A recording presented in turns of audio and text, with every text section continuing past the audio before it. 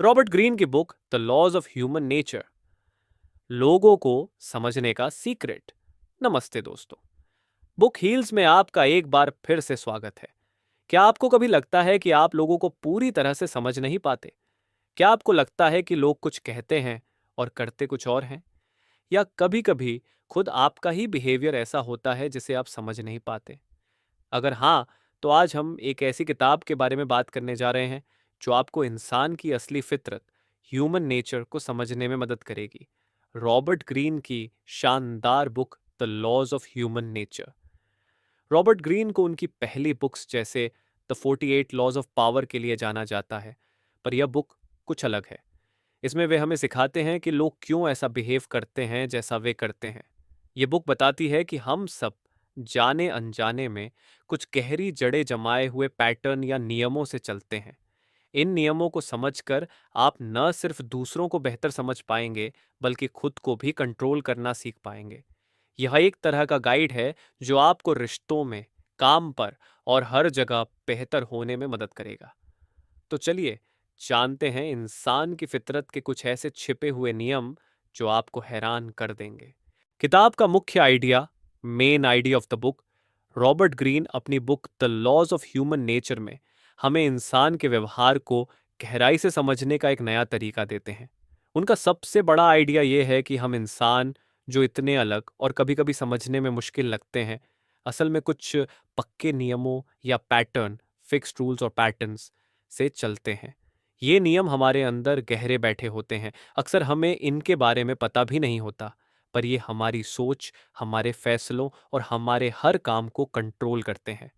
Green कहते हैं कि हमें ये मान लेना चाहिए कि हम सब जाने अनजाने में अक्सर इरैशनल होते हैं और अपनी भावनाओं से बहुत ज़्यादा प्रभावित होते हैं। हम सोचते हैं कि हम बहुत समझदारी वाले और लॉजिकल हैं, पर सच्चाई ये है कि हमारी भावनाएं और हमारे अंदरूनी झुकाव, बायसेस, अक्सर हमारे फैसलों को चला रहे होते हैं। इस बुक का मकसद हमें यही दिखाना है कि ऐसा क्यों होता है और इन छिपे हुए पैटर्न को कैसे पहचाना जाए। यहाँ एक और खास बात है, रॉबर्ट ग्रीन सिर्फ सिद्धांतों की बात नहीं करते। वह हर नियम को समझाने के लिए इतिहास से, मशहूर लोगों की जिंदगी से और अलग-अलग समय के रियल स्टोरीज और एग्जाम्पल्स जोड़ते हैं। ये कहानियां नियमों को सिर्फ समझाती नहीं, बल्कि उन्हें हमारे दिमाग में बिठा देती हैं।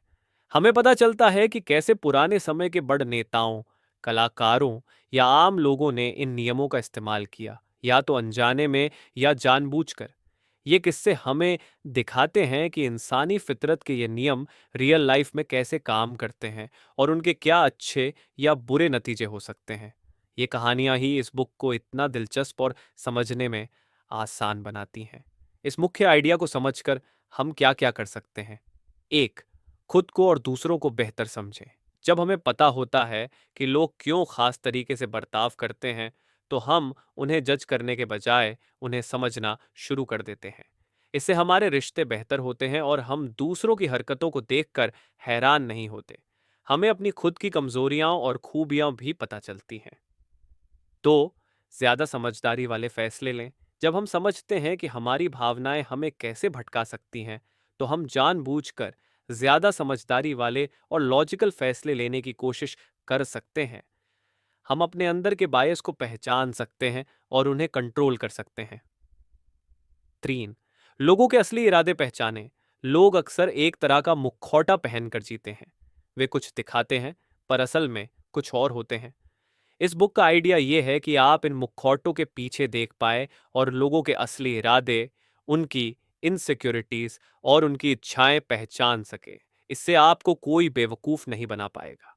चार, अपने जीवन पर ज्यादा कंट्रोल पाएं। जब आप अपनी खुद की आदतों, डरों और अंदरूनी झोर और कंपल्शंस को समझ लेते हैं, तो आप उन पर काबू पा सकते हैं। आप अपने नेगेटिव पैटर्न्स को तोड़कर नए और बेहतर तरीके अपना सकते हैं। ये किताब आपको अपने जीवन का मास्टर बनने में मदद करती है, न कि सिर्फ हालात के हिसाब से चलने में। इन शॉर्ट, रॉबर्ट ग्रीन का मुख्य आइडिया ये है कि इंसान की फितरत कोई रहस्य नहीं है जिसे समझा ना जा सके। ये कुछ नियमों से चलती है। इन नियमों को सीखना एक तरह की सुपर पावर है। ये आपको दूसरों को प्रभावित करने, मुश्किल हालात को संभालने और अपनी जिंदगी में ज्यादा कामयाबी पाने में मदद करेगी, क्योंकि आप इंसानी व्यवहार के पीछे के असली कारणों को समझ पाएंगे। इंसान की फितरत के कुछ मुख्य नियम, सम की लॉज ऑफ ह्यूमन नेचर किताब में 18 नियम हैं, जिन्हें ग्रीन ने कई एग्जाम्पल्स से समझाया है। 1. अतार्किक व्यवहार का नियम, द लॉ ऑफ इरेशनैलिटी। यह नियम बताता है कि हम इंसान अक्सर तर्क, लॉजिक के बजाय अपनी भावनाओं, इमोशंस से चलते हैं। भले ही हम खुद को कितना भी समझदार या रैशनल माने, पर असल में हमारे ज्यादातर फैसले गुस्से, डर, ईर्ष्या, एनवी या अपने अहम ईगो जैसे इमोशंस के कारण होते हैं। हम अक्सर ऐसे काम कर जाते हैं जो हमारी भलाई के लिए नहीं होते, बस इसलिए क्योंकि उस वक्त हमारी भावनाएं हम पर हावी होती हैं। एग्जाम्पल, रॉबर्ट ग्रीन कई ऐतिहासिक नेताओं और ताकतवर लोगों के उदाहरण देते हैं जिन्होंने गुस्से, ईर्ष्या या अपने ईगो में आकर ऐसे फैसले लिए जो पूरी तरह से इलॉजिकल थे और अंततः उनके पतन का कारण बने। जैसे कई बार एक राजा ने किसी दुश्मन को माफ करने के बजाय सिर्फ व्यक्तिगत अपमान के लिए बड़ी जंग छेड़ दी, जिससे दोनों पक्षों का भारी नुकसान हुआ। यह दिखाता है कि कैसे व्यक्तिगत भावनाएं बड़े पैमाने पर समझदारी भरे फैसलों पर हावी हो जाती हैं। 2. अहम का नियम, द लॉ ऑफ नार्सिसिज्म।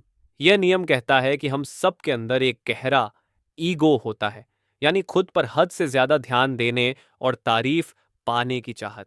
यह हमारी एक फंडामेंटल नीड है कि लोग हमें पसंद करें, हमारी तारीफ करें और हमें खास माने। इसी जरूरत से हमारा बहुत सारा व्यवहार निकलता है।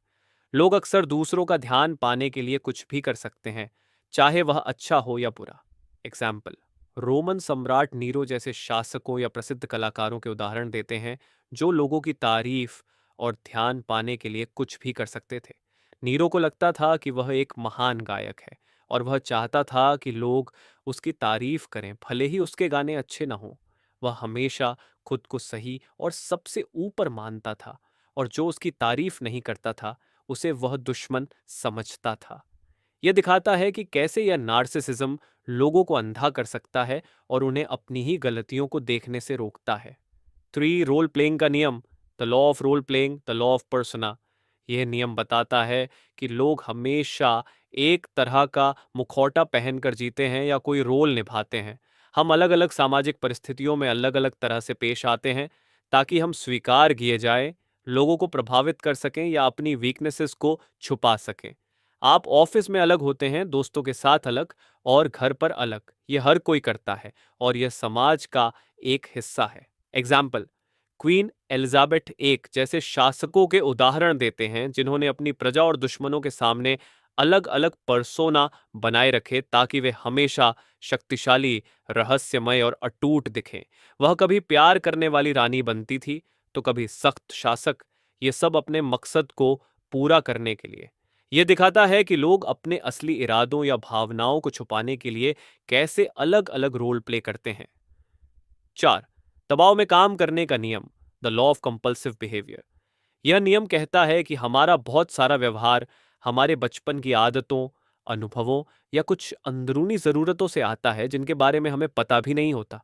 हम अक्सर उन्हीं चीजों को बार बार दोहराते रहते हैं, जैसे कोई हमेशा गलत रिश्तों में फंस जाता है या कोई हमेशा अपने ही अच्छे मौकों को खराब कर देता है।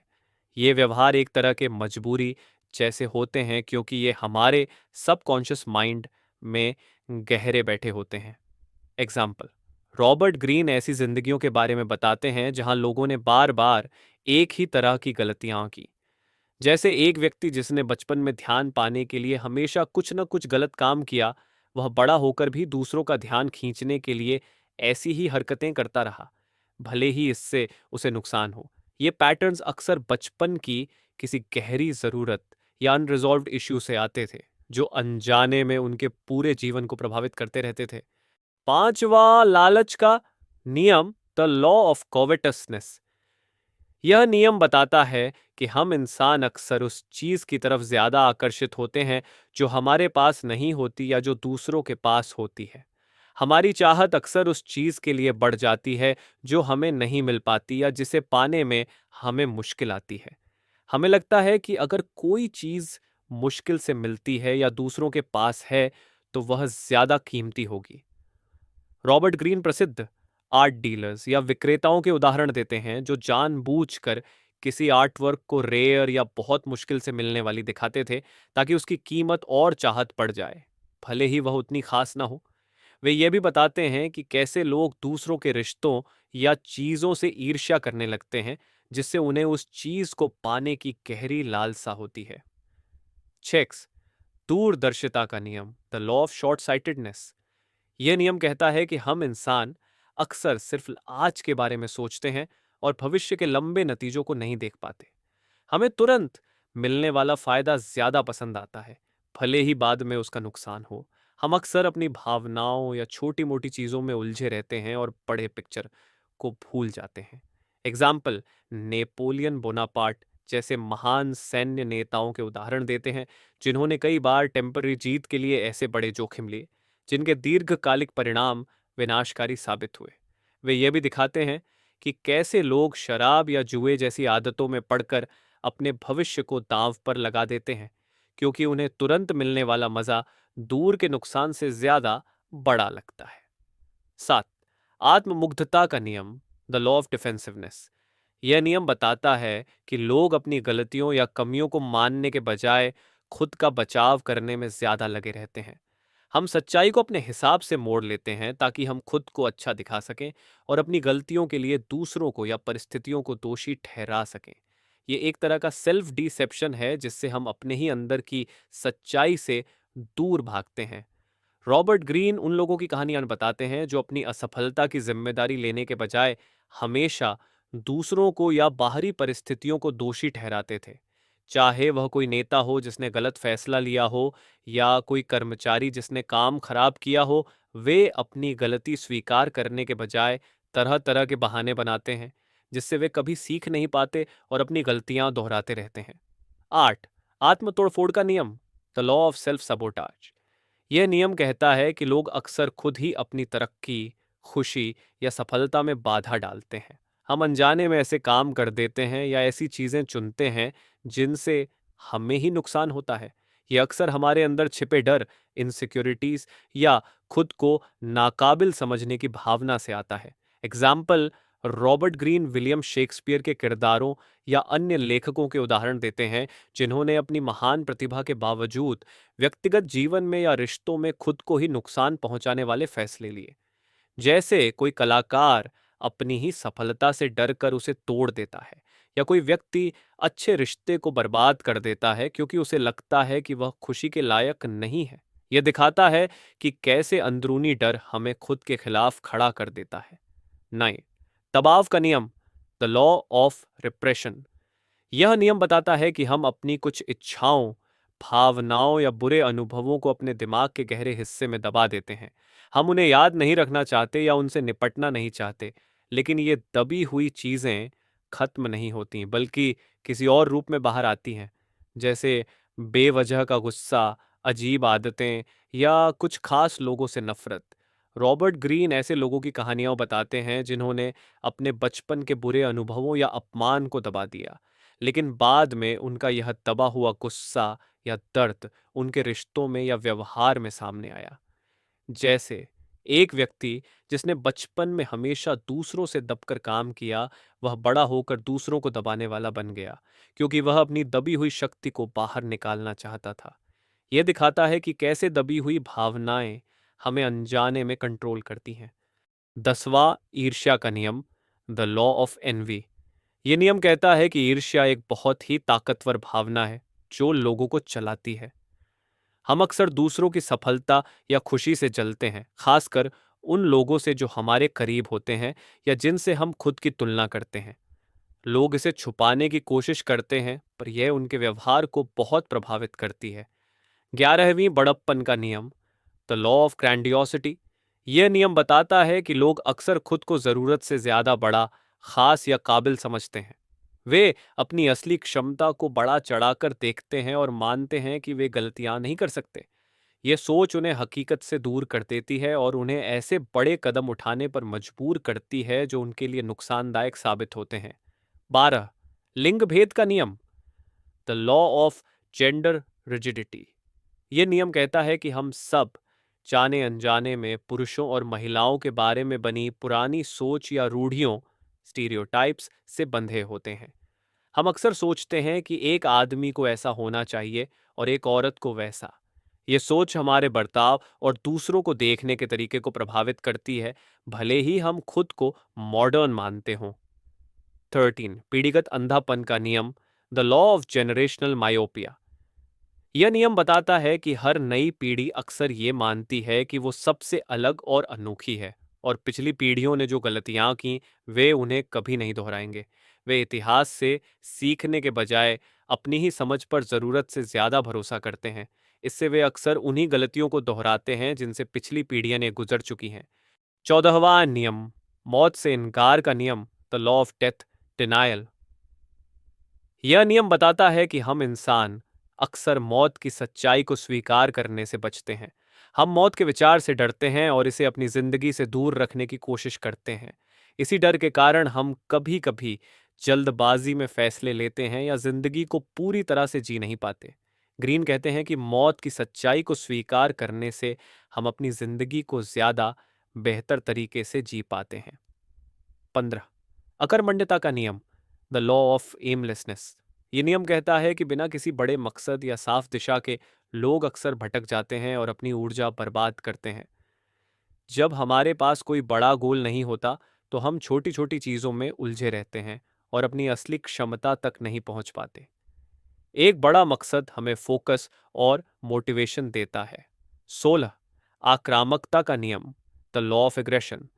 यह नियम बताता है कि इंसान में आक्रामक होने की एक अंदरूनी प्रवृत्ति, इनहेरेंट टेंडेंसी होती है। यह सिर्फ शारीरिक लड़ाई तक सीमित नहीं है, बल्कि यह दूसरों को नीचा दिखाने, बातों से हमला करने या अपने रास्ते से हटाने के रूप में भी सामने आती है। यह एक डार्क साइड है जिसे समझना जरूरी है ताकि आप दूसरों की छिपी आक्रामकता को पहचान सकें और खुद भी उस पर काबू पा सकें। 17 भीड़ का नियम, द लॉ ऑफ कन्फॉर्मिटी। यह नियम कहता है कि लोग अक्सर भीड़ की तरह सोचने और काम करने लगते हैं।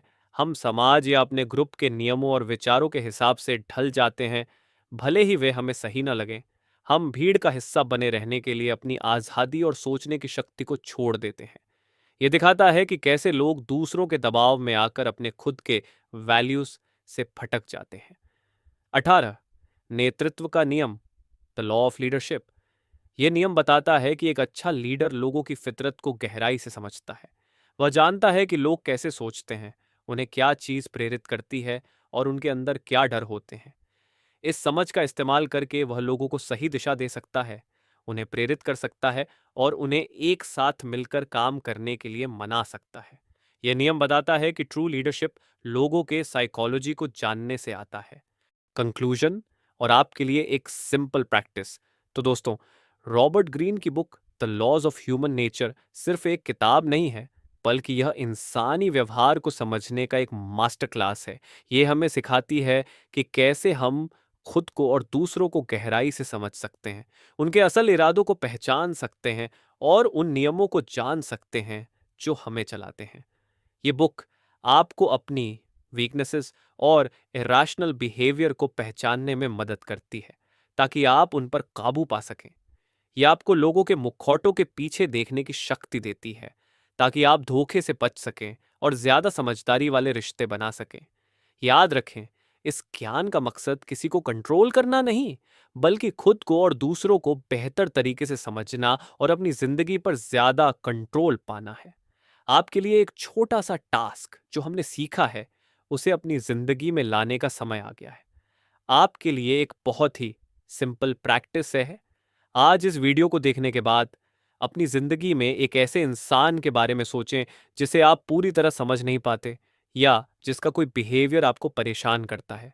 अब रॉबर्ट ग्रीन के बताए किसी एक नियम, जैसे रोल प्लेइंग का नियम या इरेशनल बिहेवियर के हिसाब से उसे समझने की कोशिश करें। क्या आपको लगता है कि वह कोई मास्क पहन रहा है, या किसी कंपल्शन मजबूरी में है, या किसी भावना से चल रहा है? मुझे कमेंट्स में बताएं। रॉबर्ट ग्रीन का कौन सा नियम आपको सबसे ज्यादा दिलचस्प लगा, या आप किसी इंसान में कौन सा नियम पहचान पाए? अगर आपको यह बुक समरी पसंद आया हो तो इस वीडियो को लाइक करें, अपने दोस्तों और परिवार के साथ शेयर करें और बुक हील्स को सब्सक्राइब करना मत भूलना। हम ऐसी ही और अमेजिंग बुक समरीज और सेल्फ इम्प्रूवमेंट टिप्स आपके लिए लाते रहेंगे। मिलते हैं अगली वीडियो में। तब तक आप अपना और अपनों का ध्यान रखें। जय हिंद।